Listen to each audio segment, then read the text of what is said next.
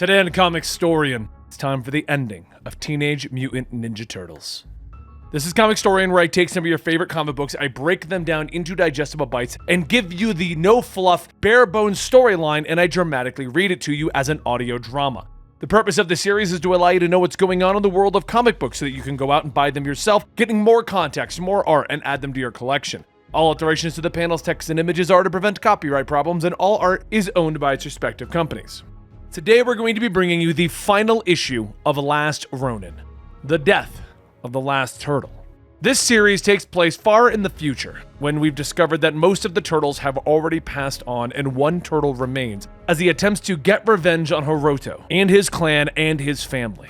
At this point, Mikey has led the rebels to victory in Baxter's compound, and they've managed to deactivate the power supply to Hiroto's cyborg army. At this point, the only thing left is for the rebels to stand triumphant and for the final battle to happen. Let's get into Last Ronin, number 5.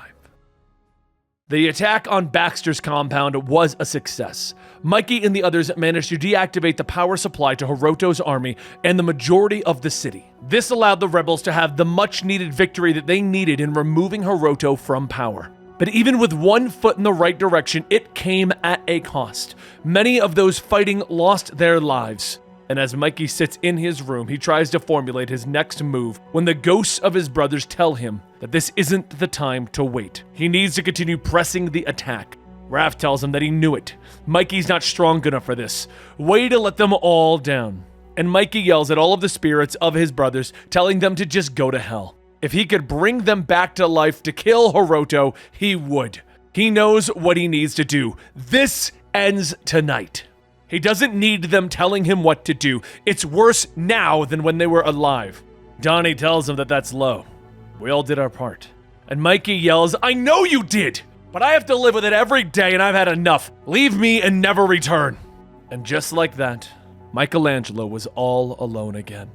He reached for Splinter's journal, beginning to write something in it, and once he was finished, he closed the book, setting it down. But stopping Baxter's power also had other effects, like stopping the water pumps that control the flow of water into the sewers where April and Casey live. Realizing this, Casey Marie rushes back home to try and find her mother when she notices Splinter's journal just sitting there all on its own. Knowing that isn't normal, Casey grabs the book, putting it away while calling out to April, asking if she's still there.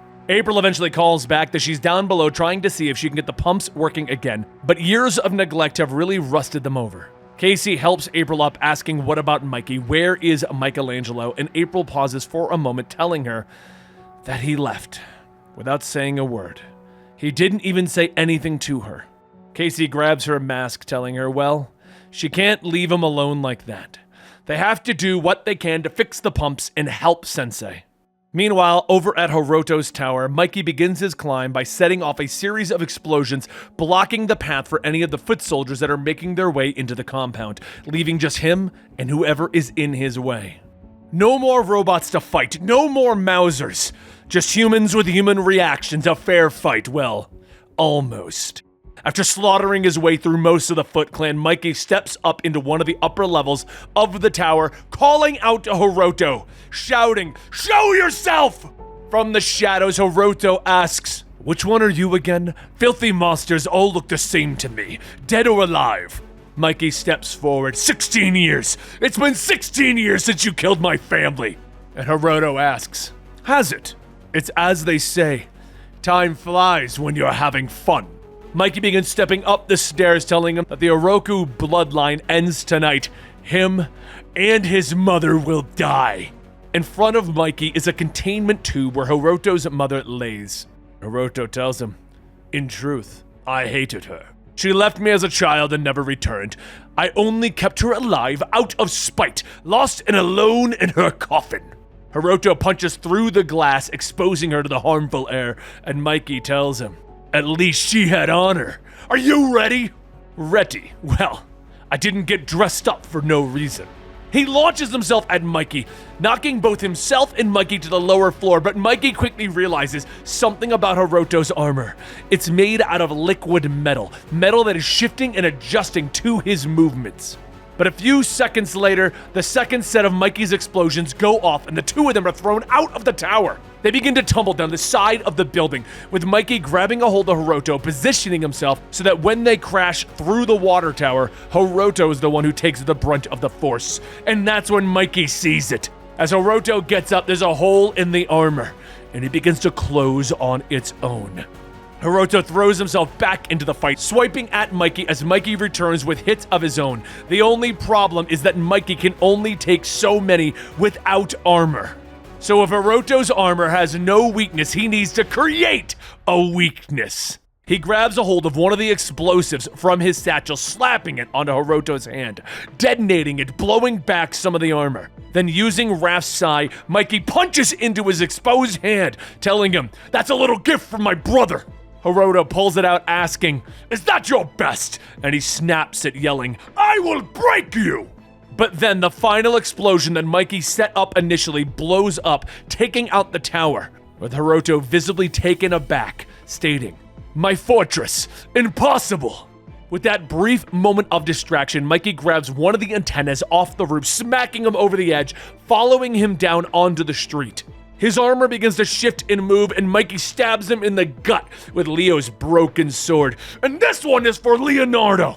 Hiroto shouts, groaning, slashing into Mikey's side as Mikey grabs Donnie's staff, breaking it over Hiroto's head, telling him, "Donatello sends his regards!" But with his injury, Mikey knows that he needs to get some distance between the two of them, so he jumps into the sewers to give himself the time that he needs to bandage up the cut that he just received. A few moments later, Hiroto jumps down asking, "Why am I not surprised that we are in the sewers of all places?" Mikey grabs his nunchucks, bashing him in the head. But soon there's a rumble as a torrent of water rushes in, sweeping the two of them, launching them back into the city. Hiroto picks himself out of the mud. "I can't be defeated!" And Mikey tells himself that he knows. This whole thing was a one-way ticket, and I'm not taking the trip alone.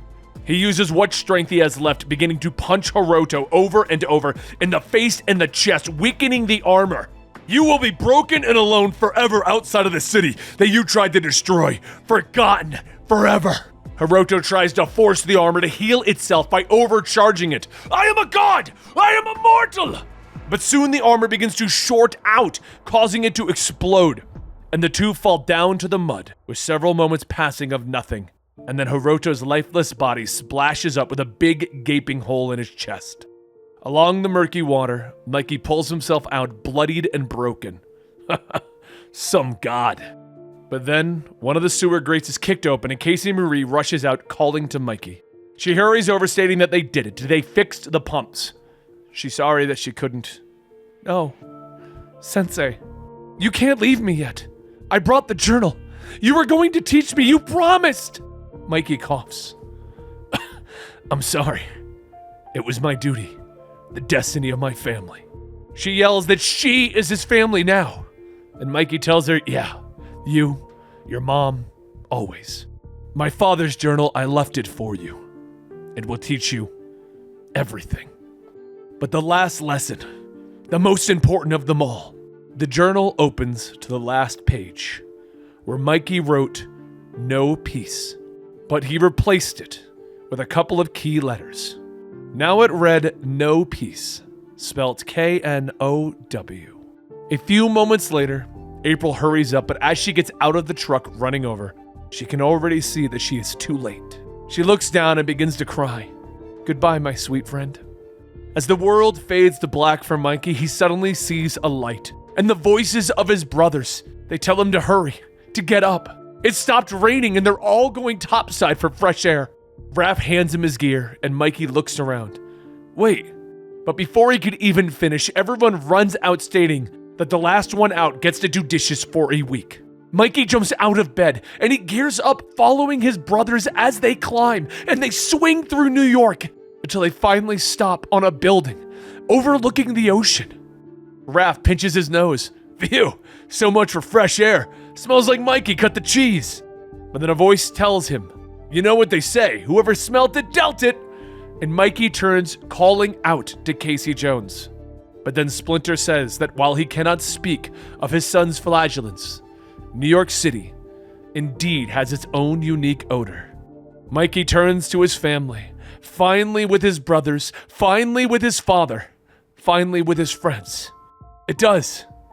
It smells like home. And with that, Last Ronin ends. But we do have a little bit of an epilogue as we cut back to Casey Marie and her mother April, and we discover that Casey is raising her own turtle friends, as the saga of the turtles must continue. I hope you guys enjoyed the coverage of Last Ronin right here at the Comicstorian channel, and I am very much inclined to start finishing up the original IDW series that I think this is based upon. We started it a long time ago, and we ended it at a kind of a cliffhanger moment. I'd love to see your guys' reaction to the finale of it, but I loved this series. This was incredible and probably one of my favorite comic books that came out over the last year, and I hope you did as well. Don't forget to like, subscribe, and hit that notification bell, and let me know in the comments down below if you want more Teenage Mutant Ninja Turtles right here at the channel. There's a lot of good stuff out there, and I'll see you next time right here.